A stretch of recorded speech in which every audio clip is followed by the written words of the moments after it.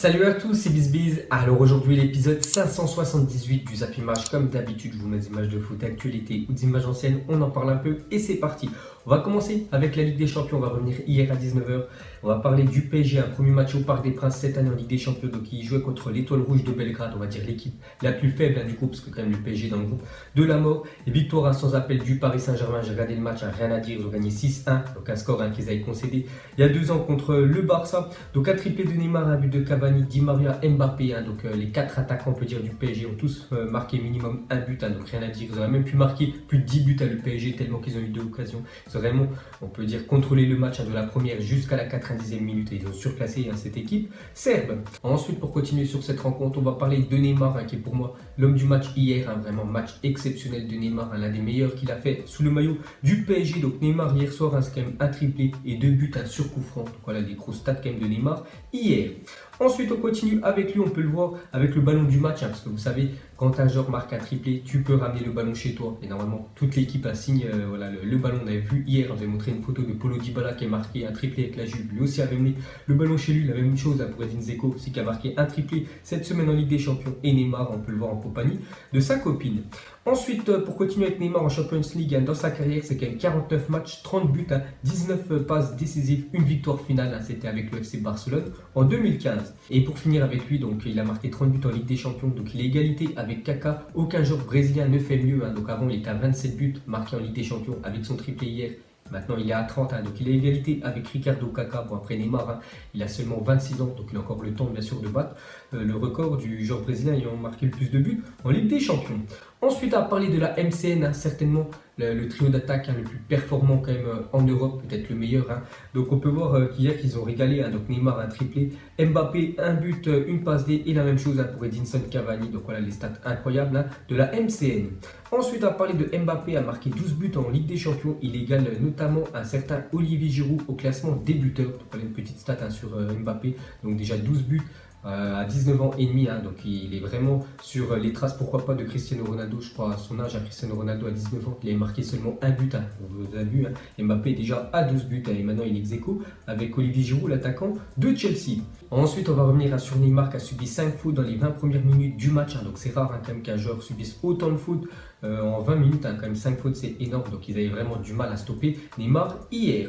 Ensuite, une petite déclaration de Neymar après cette victoire 6-1. Il a dit: c'est un grand soir pour notre équipe, on a fait notre match. Oui, je suis heureux, comme je l'ai déjà dit, je me sens bien en jouant au football. Donc voilà la déclaration de Neymar après cette belle victoire hier. Et pour finir avec lui, on peut voir qu'il est le premier joueur à inscrire 2 coups francs directs lors d'un match de Ligue des Champions depuis Cristiano Ronaldo contre Zurich en 2009. Donc ça faisait quasiment 9 ans qu'aucun joueur de Ligue des Champions n'avait marqué, on peut dire, 2 coups francs directs lors d'un même match. Et Neymar l'a fait hier. Ensuite, on clôture cette page Paris Saint-Germain. On va parler de l'autre club français. Bon, eux, ils ont eu beaucoup plus de mal avec l'AS Monaco. Donc qui se déplaçait au Borussia Dortmund et défaite de Monaco. Donc j'ai pas vu le match que je regardais, Tottenham FC Barcelone. Donc 3-0 quand même concédé par l'AS Monaco. Bon après voilà, je suis allé lire le débrief du match. Bon, c'est plutôt logique, de toute façon, vous savez, ils ont beaucoup de mal en Ligue 1, donc voilà, la Ligue des Champions, c'est un niveau élevé. Donc voilà, maintenant, ils vont jouer la semaine prochaine contre Bruges aussi, qui a perdu ses 2 matchs. Donc maintenant, Monaco, l'objectif, c'est d'arracher l'Europa League. Ensuite, on continue avec Monaco, n'a remporté qu'un seul match, toute compétition confondue cette saison. C'était face à Nantes le 11 août dernier. C'est simple, c'était lors de la première journée de Ligue 1. Ils avaient gagné 3-1 et depuis, ils n'ont jamais regagné quand même un match à Monaco. Donc 11 matchs, 1 victoire, 3 matchs nuls et 7 défaites pour l'AS Monaco. Voilà, donc c'est vraiment saison très compliquée pour eux. Ensuite, à parler d'une autre rencontre dans le groupe du PSG, donc c'était Naples qui jouait contre Liverpool. C'était un sacré choc quand même. Et c'est le Napoli qui est sorti vainqueur de cette confrontation. Donc ils sont imposés 1-0, un but de Insigne. Je crois qu'il a marqué 90e minute. C'est vraiment en toute fin de match. Mais voilà, il donne les 3 points au Napoli. Donc vraiment belle victoire de Naples. Donc maintenant, on peut voir le classement de ce groupe C, vraiment le groupe de la mort. Donc malgré son large succès 6-1 face à l'Étoile Rouge de Belgrade, le PSG est 3e de sa poule. Donc grâce à son succès in extremis face à Liverpool, le Napoli prend la tête du groupe. Donc Naples a 4 points, Liverpool 3 points. Donc ils sont devant le PSG vu qu'ils ont gagné contre le Paris Saint-Germain. Donc on peut voir après que l'Étoile Rouge a un dernier. Donc prochain match, bien sûr, PSG-Napoli. Donc victoire obligatoire du PSG. Ensuite, on va parler d'un énorme choc hier. Donc c'était Tottenham qui jouait contre le FC Barcelone. Donc on voulait voir le Barça, comment ils allaient réagir après leur semaine où ils ont fait 3 matchs quand même sans gagner un match 2 matchs nuls et une défaite. Donc ils ont bien réagi parce qu'ils ont gagné 4-2 à Tottenham. Donc on sait que le Barça aime bien se déplacer en Angleterre. Il remporte souvent les matchs. Donc voilà, on voit la confirmation. Donc un doublé de Messi, un but de Rakitic magnifique, un but de Philippe Coutinho. Donc encore une victoire du Barça en Angleterre. Ensuite, on revient sur Coutinho a marqué le but le plus rapide du Barça en Ligue des Champions depuis 2005. Donc il a fallu 92 secondes seulement pour que Philippe Coutinho, l'ancien joueur de première ligue, vu qu'il évoluait de Liverpool, inscrive le premier but. Ensuite, pour continuer avec lui, on peut voir qu'il est le premier joueur barcelonais à marquer à l'extérieur en Champions League depuis novembre 2016. C'était Gérard Piqué contre le Borussia Mönchengladbach. Donc tous les autres buts ont été entre-temps marqués par Lionel Messi à l'extérieur. Donc ça faisait quasiment, on peut dire, 2 ans qu'à chaque fois qu'il y avait un but à l'extérieur du Barça, c'était Lionel Messi qui marquait. Donc voilà, enfin hier, un autre joueur hors Messi bien sûr a marqué à l'extérieur. Ensuite, on continue sur Lionel Messi qui a déjà 5 buts en 2 matchs de Ligue des Champions contre le PSV, un triplé, et hier soir contre Tottenham, doublé pour Lionel Messi. Donc déjà très bien, 5 buts en 2 matchs. Donc ça annonce vraiment une très grosse saison de Lionel Messi. Donc si on compare par rapport à Cristiano Ronaldo, le meilleur buteur de l'histoire de la Ligue des Champions. Bon, après, il a fait un seul match parce que le deuxième il était suspendu, mais c'est un match, 0 but. Et pour finir avec lui, une petite déclaration à la fin du match. Donc on peut le voir tout souriant, bien sûr. Après voilà, la victoire du Barça et son doublé. Il a dit: nous rêvons de la Ligue des Champions, mais pour l'avoir, nous devons être concentrés sur la Liga et la Coupe du Roi.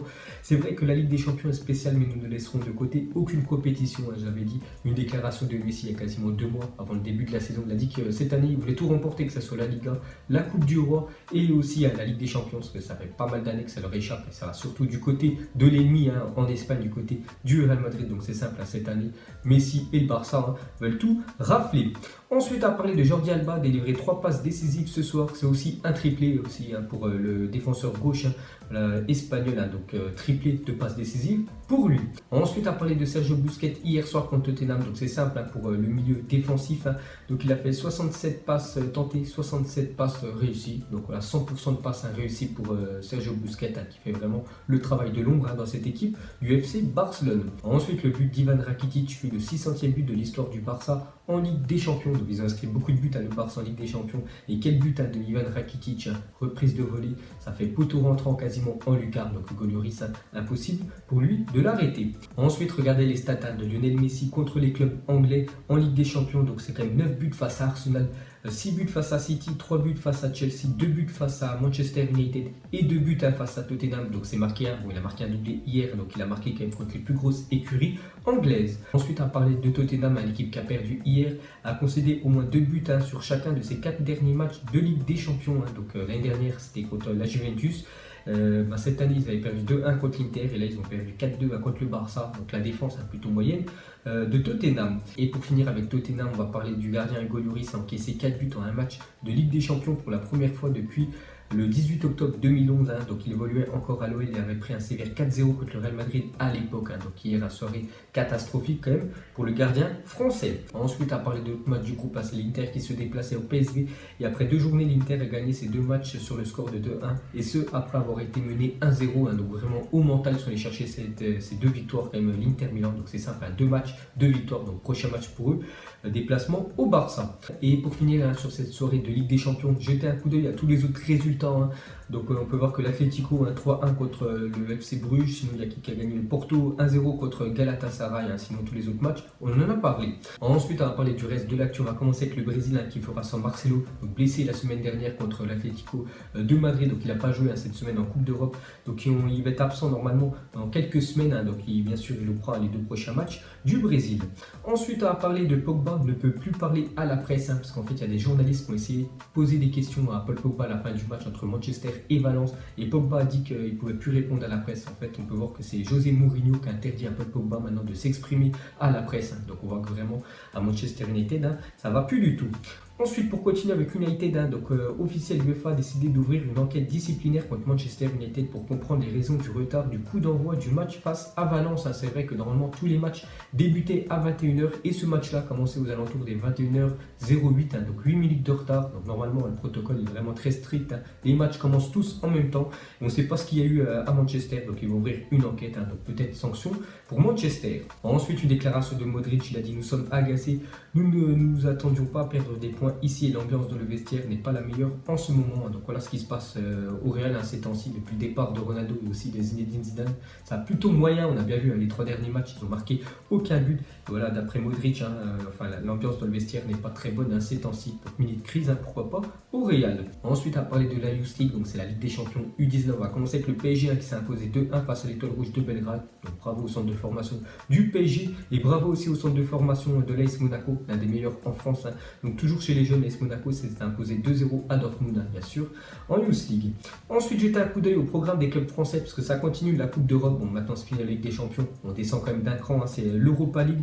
Donc déjà à 16h50, Astana, Rennes. Donc voilà, si vous voulez regarder le match, je crois qu'il est sur RMC, sinon à 18h55, Bordeaux-Copenhague. Et ce soir, Apollon-Marseille. Donc victoire obligatoire pour Marseille, parce que ils ont déjà perdu lors du premier match. S'ils perdent le deuxième, c'est dur bien sûr d'aller plus loin dans cette Europa League.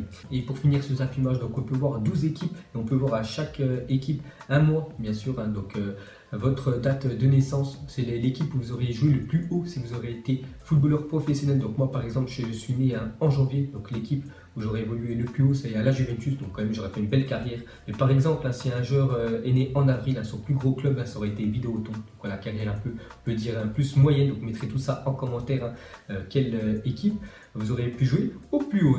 Donc voilà les gars, la fin de Zappy Match 578. Donc si ça vous a plu, un petit like et je vous ferai l'épisode à 579 et peut-être ce soir je vous ferai une vidéo, une réaction sur la liste des Deschamps qui sort cet après-midi. Donc moi je vous laisse et on se retrouve plus tard. Ciao à tous. Donc on l'a maquillé avec tes mensonges. Ego son âme est moche, plus qu'à la maquiller avec tes mensonges. Je sais pas ce qui se passe dans ma tête. Parfois, je voudrais sauver la terre. Parfois, je voudrais la voir brûler. Ça va pas trop, je roule en terre. Trop de haine pour 9 mètres carrés. Tristesse, faut pas.